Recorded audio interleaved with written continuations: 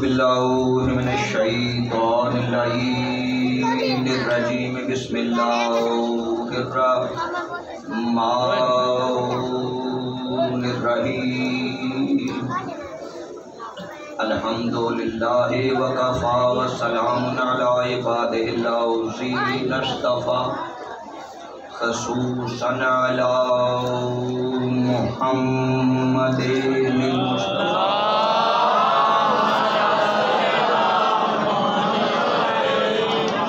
अहले बैतिहि तय्यबीन अत्ताहिरीन शुरफ़ा अम्मा बादु फ़क़द क़ाल अल्लाहु तबारक व तआला फ़ी कलामिहिल मजीद व फ़ुरक़ानिहिल हमीद व हुवा अस्दक़ुस सादिक़ीन व क़ौलुहुल हक़।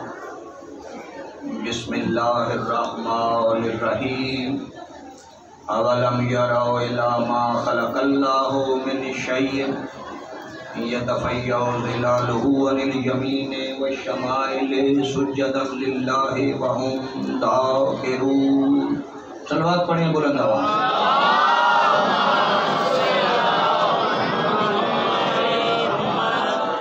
खुदावंदे बुजुर्ग बरतर की हम्दो सना के बाद मोहम्मद व आले मोहम्मद पे लाखों दरूद व सलाम।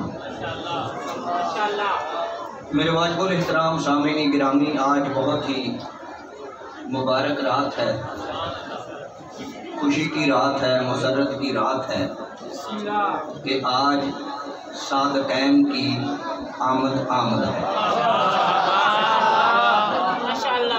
पहले सादिक को मोहम्मद सल्लल्लाहु अलैहि वसल्लम कहते हैं और दूसरे सादिक को जाफ़र सादिक।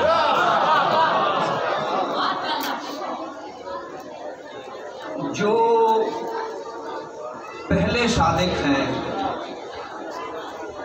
उन्होंने अपनी सदाकत को मनवाया है, यानी काफिरों से और मुशरिकीन मक्का से अपनी सदाकत को मनवाया है।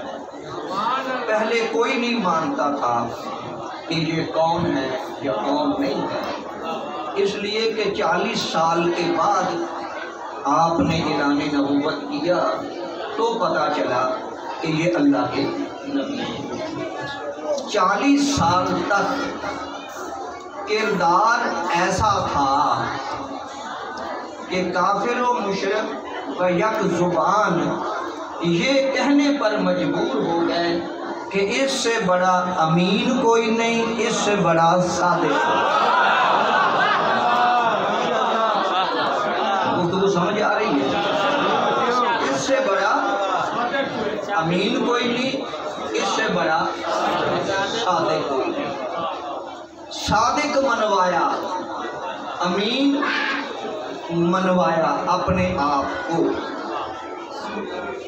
और ऐसे मनवाया कि चाहे कोई अपना था चाहे कोई बेगाना था, इस दो सिफ्तों से कोई इनकार कर ही नहीं सका। अब जब मनवा लिया तो एक दफ़ा फिर आजमाने के लिए पहाड़ पे जाकर हुजूर ने उन मुशरिकों से कहा कि अगर मैं तुम्हें ये कहूँ कि इस पहाड़ के पीछे एक लश्कर है तो तुम क्या कहोगे? अब उन्होंने लश्कर देखा नहीं, अगर मैं कहूँ तो उन्होंने कहा हम यकीनन मान लेंगे कि इससे पीछे कोई ना कोई लश्कर है। ये वो बातें जो आप दीनियात की बातों में आती हैं, तजर्बों में आती हैं, मैं आपको रिजल्ट देना चाहता हूँ। वो कहते कि हम मानेंगे कि हाँ वाकई लश्कर है। कहा जिस जुबान से मैं तुम्हें ये कह रहा हूँ कि इसके पीछे एक लश्कर है तो तुम बिन देखे मेरी जुबान पर एतमाद करके कहते हो कि हाँ लश्कर है, उसी जुबान से मैं तुम्हें कहता हूँ कूलू ला इलाहा इल्लल्लाह।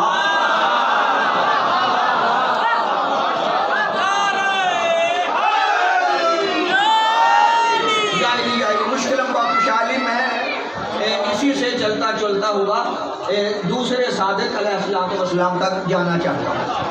लेकिन मुझे एक बात याद आ गई है, फिर मैं अपने पढ़ने वालों से दस्तबस्ता गुजारिश करूँगा कि जब भी आप मिंबर पर अपनी तकरीर में हुजूर का नाम लें तो सिर्फ नाम लेना काफ़ी नहीं है, आप नाम के साथ सल्लल्लाहु अलैहि वसल्लम पढ़ लिया करें, और पढ़ लेना ही काफ़ी है, वाजिब है पढ़ना।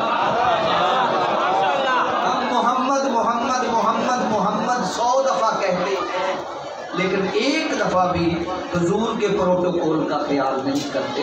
हुजूर का नाम बगैर सल्लल्लाहु अलैहि वसल्लम के लेना ये हराम है, वाजिब है हुजूर के नाम के साथ उन्हें प्रोटोकॉल दे के सल्लल्लाहु अलैहि वसल्लम कहा जाए। हाँ, अगर कोई बंदा समझता है कि मेरी तकरीर में कोई झोल आ जाएगा, रवानी में फ़र्क आ जाएगा, तो फिर वो एक बात कर लिया करें, हुजूर का इसमें गिरामी ना लें, नाम ना लिया करें, आपकी सिफात ले लिया करें, उससे भी पता चल जाता। हालांकि सिफात के साथ भी पढ़ लेना जरूरी, लेकिन अगर आप कहें रसूलुल्लाह ने फरमाया, नबी खुदा ने फरमाया, पैगंबर खुदा ने फरमाया, अहमद मुस्तफ़ा ने फरमाया, तो फिर तुम्हारी तकरीर में रवानगी में फ़र्क भी नहीं आएगा। चलो थोड़ा सा तुम्हें दरूद में नहीं पढ़ना पड़ेगा, वरना हमारे बरादरान अहले सुन्नत जैसे भी नाम लेते, चाहे 100 दफ़ा भी ले, वो सल्लल्लाहु अलैहि वसल्लम ज़रूर पढ़ते हैं। लिहाजा ये मैं अपने पढ़ने वाले से कहूँगा, चाहे कोई शायर हो चाहे खतीब हो। अब क्या कहा कि जिस ज़ुबान पर तुम इतना एतमाद करते हो, उसी ज़ुबान से मैं कहता हूँ कि कहो ला इलाहा इल्लल्लाह कि अल्लाह एक है। ये देखें, कहो अल्लाह एक है। अब काफिर और मुशरिक सोचने पर मजबूर हो गए कि अगर इसको सादिक कहा है, अगर इसकी ये बात मान ली कि अल्लाह एक है, तो माबूद हाथ से चले जाएंगे। जो हमने अपने हाथों से तराशे से बनाए थे, बिठाए थे ना, वो बुतों से तो हमें फिर हाथ धोना पड़ जाए। हमारे बाप दादा का दीन है, जब उसे एक मान लिया तो ये हमारे 363 कहाँ चले जाए, वो तो बात। और अगर हम ये कहते हैं कि नहीं, हमने तेरी ये बात नहीं माननी, हमारे बहुत सच्चे हैं, हम उनको नहीं छोड़ सकते, तो फिर हमारी जुबान नहीं रहती। जमाना क्या कहेगा कि कल तक तो उसे सादिक कहते रहे,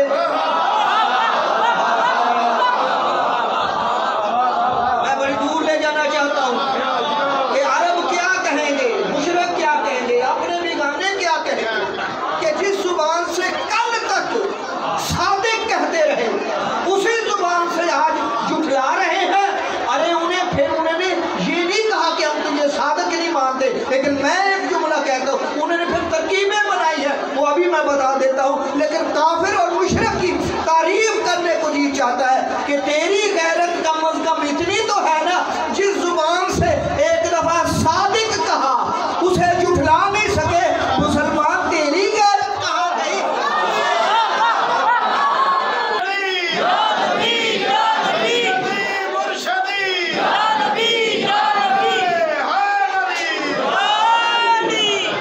तो मेरा जुमला रह गया था दरमियान में। मैं ये कहना चाहता हूँ कि काफिर और मुशरिक की गैरत ने गवारा नहीं किया कि जिस जुबान से जिसे सादिक कहा उसे जुटला दे।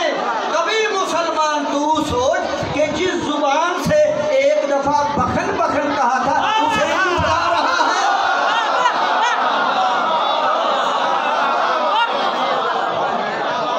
जिस जुबान से कह दिया था जुटला।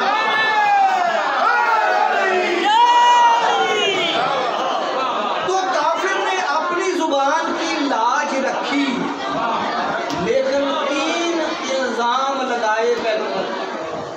पूरी तवज्जो, 3 इल्जाम लगा दिए ताकि हम अपनी बात पर भी पक्के रहें और हम पर कोई इतराज नहीं। कहा, एक इल्जाम ये लगाया कि ये जादूगर है, मैं कुरान की बात कर रहा हूँ।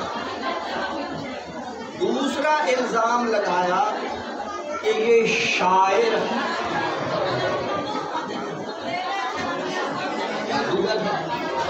शायर है। और तीसरा इल्ज़ाम ये लगाया कि ये मजनू है। मजनू माने ये दीवाना है, ये माज़अल्लाह इसकी अकल दुरुस्त। ये तीन इल्ज़ाम है कुरान में, ये और ये तीन इल्ज़ाम सोच समझ के लगाए। कहा अगर हम ये कहेंगे कि ये जादूगर है, जो जितनी औरतें हैं ये बड़ी तवहम परस्त होती हैं जादू से। जिस घर का किराया काम करना है उसमें जाके उसमें जादू है, किराए पर ही नहीं चढ़ेगा, किराए पर नहीं चढ़ेगा। तो जादू की वजह से औरतें पैगंबर से दूर हो जाएंगी। जितना दूर होंगी ना इसकी बात सुनेंगी ना कोई। फिर कहा दीवाना कह दे, हम पर इल्जाम नहीं आएगा। कल कहेंगे कल तक तो ठीक था जब तक हम सादिक कहते थे, अब हम क्या करें, अब ये बेचारा दीवाना हो गया है, मजनू हो गया है, तो अब हम इसकी क्या बात। और तीसरी बात क्या कही कि ये जादूगर, और जादूगर से ये है कि सारे लोग जादू के चलते जाते हैं, लेकिन लोग इसके जादू की वजह से नहीं जाते। अब तीन महाज उन्होंने खोले हैं कि औरतें भी करीब ना जाएं, बच्चे भी करीब ना जाएं, और बूढ़े जवान भी करीब ना जाएं। और पैगंबर को लोगों ने बताया कि या रसूलल्लाह, ये काफिर और मुशरिक ने आपको तीन बातें कही, इससे बड़ा ये तो जादूगर है, ये तो मजनू है, और ये शायर है। यानी उल्टी सीधी बातें करने वाले को अरबी में शायर कहते हैं। ये शायर है जो उल्टी सीधी बातें करते उसके करीब, और उल्टी सीधी बातें कहने वाले को सबसे मारते हैं। पैगंबर ने अपने सहाबा से कहा कि आप फिक्र न करें। उन्होंने तीन महाज मेरे सामने खोले, मैं भी खोल मैं भी ऐसे ही तीन महाज इनके मुकाबला में। कहा वो कैसे? एक बुला के कहा ए खदीजतुल कुबरा तू आ जा, कहा ए चचा अबू तालिब तू आ जा, कहा ए अली इब्ने अबी तालिब तू आ जा, कहा ये तीनों को तीनों महाज के मुकाबले में ले जाऊंगा। अगर मुझसे औरतें बहकने लगी तो खदीजा कहेगी मैं तो भी तुम्हारी जैसी हूँ,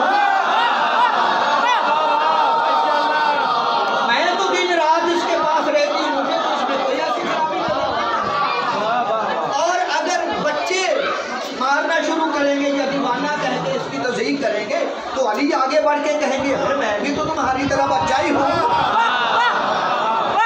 और अगर जवान या समझदार बहकने लगेंगे तो अबू तालिब आगे बढ़ के कहेंगे कि मैं भी तुम्हारी तरह साहिबे अकल हूँ, बड़ा हूँ, मेरे तो पास रहता है, मैंने तो उसको पाला है, मैंने इसके ज़हन का भी मालिक हूँ, इसमें कोई ऐब नहीं। अब गोया एक घर में ये हो गए बात कि अबू तालिब भी है, खदीजतुल कुबरा भी है और अली भी है। पूरी तवज्जो। अब अल्लाह ने कहा ऐ मेरा हबीब, इस पूरी दुनिया में मैंने ये देखा है कि इस मुश्किल वक्त में अगर तेरा साथ दिया तो ये बच्चा भी अबू तालिब का है। मेन बंदे दो ही हैं, एक अबू तालिब है, एक खदीजतुल कुबरा है। और मैं चाहता हूँ हल जज़ाउल एहसान इल्लल एहसान, कि एहसान का बदला एहसान होता है। और मैं चाहता हूँ इन्होंने तेरी के लिए बहुत बड़ी कुर्बानी दी है, मैं उसका कुछ ना कुछ बदला देना चाहता हूँ। लेकिन है मेरा हबीब, बदला दूँ तो दूँ क्या?